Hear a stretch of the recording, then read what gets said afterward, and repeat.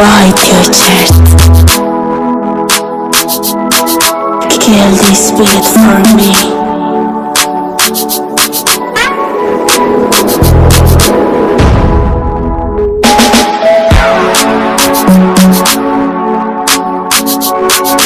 Purchase your tracks today.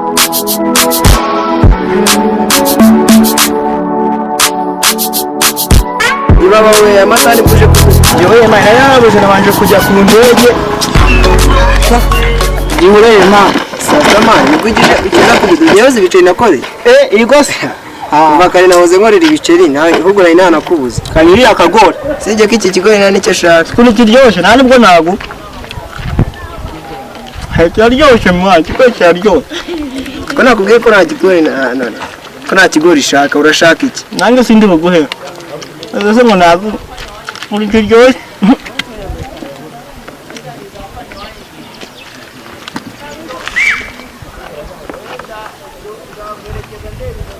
Ndako nshaka kwihorera urakoze urukweto rwanjye rwacitse kandi muri iyi minsi korona isigaye imeze nabi kanjye kureba korodoniye ndebe ko yarundodera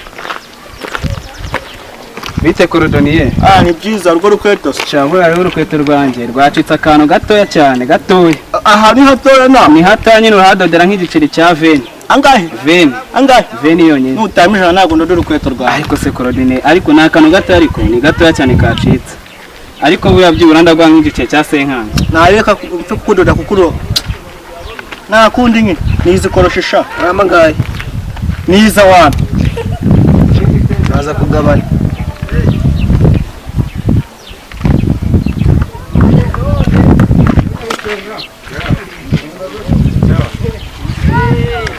kudoda urukweto rwawe ndakeye kureba waradoze neza aho wambwiye kudoda niho nadoze ahangaho sinahadoze rero kuko ntabwo twavuganye nta kibazo korodoniye ari bigenda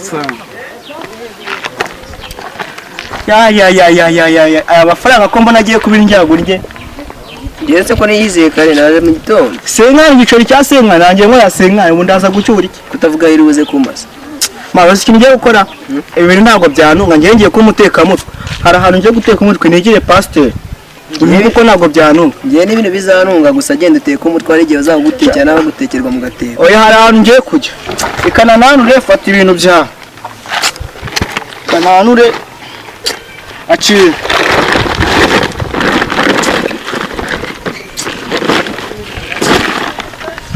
ntabwo byantunga rwose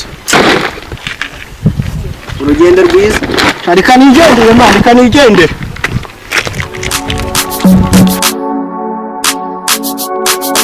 Bite your chest. Kill this beat for me.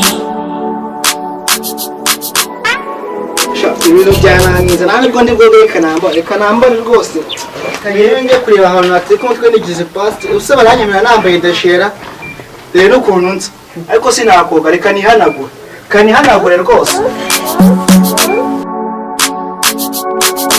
Bite your chest.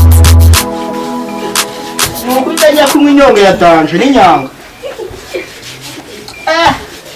pasiteri macengo ayandagagaswa kanongeho amazi ayo nayariye buriya na papa rega barayarya baduteka imitwe namenye ubwenge nayatabo ngiye kugenda mvuga ko ndi umwana w'umufaransa papa ari bishop mu Bufaransa Imana yanyohereje mu Rwanda ikagisha n'ikinyarwanda haleluya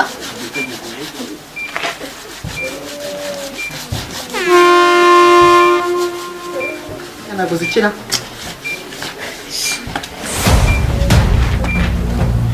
use ningenda ndwaye niba sindikishima mu bakira ntacyo bitwara kangende rwose ariko ngiye kubanza ngende mu muhanda mbwiriza ubundi ngende ngiye kubwiriza pe ntabwo ari mu mfungwa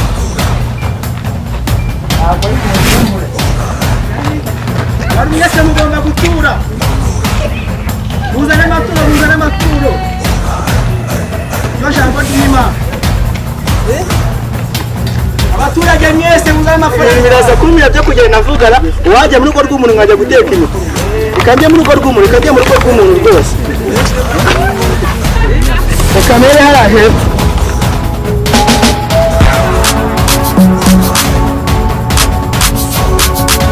purchase your tracks today.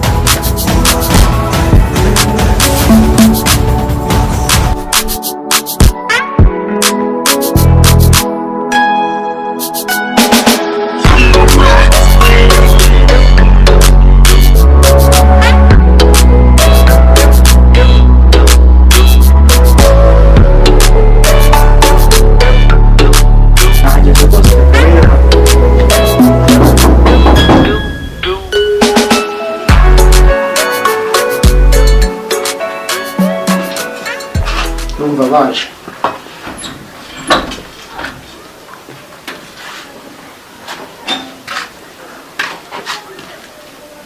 Bite?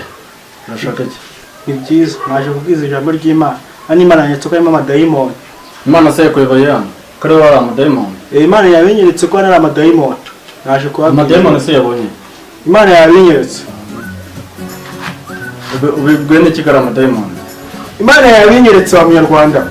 None se ubundi umuntu uje kubwiriza aje yambaye deshire? Imana yambwiye ngo ugende wambaye deshire kugira ngo bagerageze urebe uko bifata.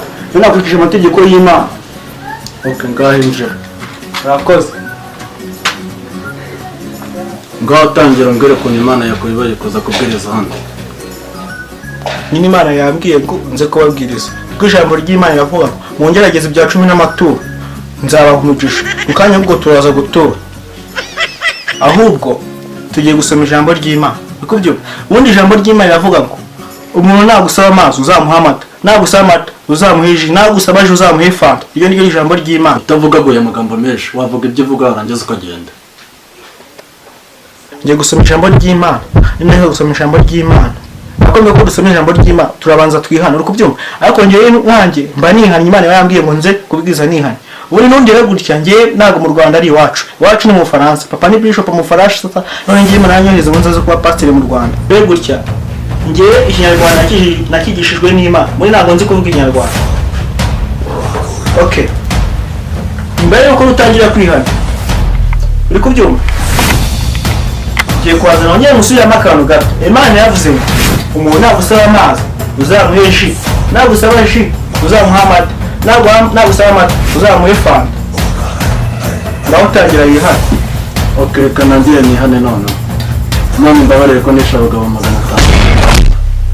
Mbabarire ko nisha abagabo 30 bwaje kunyiba abagwi wanjye. Imana mbabarire ko nisha akagabo kari kigeza agafata kubonekaho umutwe. Wareka ntanze ngajya kunyangaza tukamuvuga se. Uretse gato. Urabizi ko niyo abantu bagiye kuririmba indirimbo yubahiriza igihugu. Abanza bakaririmba bakayirangiza barangiza bagakora ibyo bakora niba bagiye kunyurana ko baragishwe. Nawe icara hasi tubanze dusenge nibyo byakuzanye kuko Imana niyo ishobora byose urabizi. Icara hasi tubanze dusenge. Nta kibazo reka dutangire dusenge. Kuba Imana dusenge. Mana yacu. Mana y'isi n'ijuru. Mana wanyohereje aha hantu. Mfashe baze kumpa ibiryo. Nze kurya amage. Imitwe naje guteka icumi. Mana. Mana yanjye. Uze kudufasha umushobije Asagariye n'icupa rikananira. mugire n'ubutaha. Uretse gato. Ko waje uje gusenga utangiye kuririmba kubera iki? Nuzi ko ijambo ry'Imana ngo tuyiririmbe bizajya bishimisha. Zajya bigushimisha. Urugo winjiyemo uraruzi? Imyeruka yawe ugiye kuhita igera ku kandi.